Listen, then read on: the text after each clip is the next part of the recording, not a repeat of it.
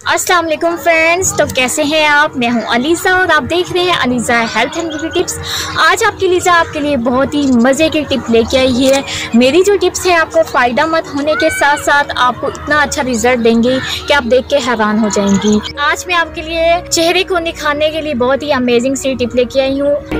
Friends, मेरे इस channel को सब्सक्राइब कर लें और साथ ही बेल आइकन को क्लिक कर दें ताकि मेरी आने वाली हर नई वीडियो सबसे पहले आप तक पहुंचती रहे। ये टिप जो है वो कदीम टिप है जिसमें चीनी औरतें यानी कि चाइना की औरतें वो किस तरह अपने चेहरे को खूबसूरत बनाती थी जब ये कोई भी ब्यूटी प्रोडक्ट्स नहीं थे, कॉस्मेटिक्स नहीं थी।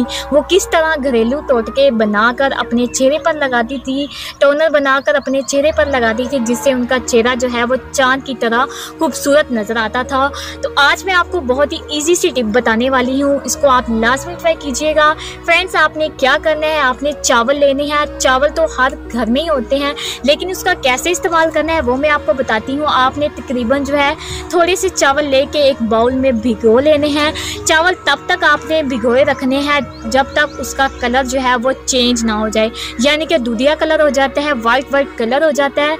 वो आपने क्या करना है, वो जो पानी है वो आपने अच्छे से छान लेना है। वो पानी आपने एक डिब्बी में रख लेना है। डिब्बी में रख के आप इसे स्टोर भी कर सकते हैं। और एक कॉटन लेनी है। कॉटन लेके आपने क्या करना है, आपने अपने चेहरे को पहले अच्छे से वॉश करना है।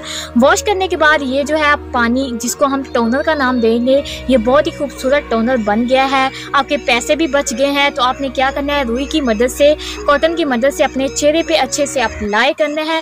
अप्लाई करने के बाद आपने तकरीबन 10 से 15 मिनट तक इसको ऐसे ही खुला छोड़ दें।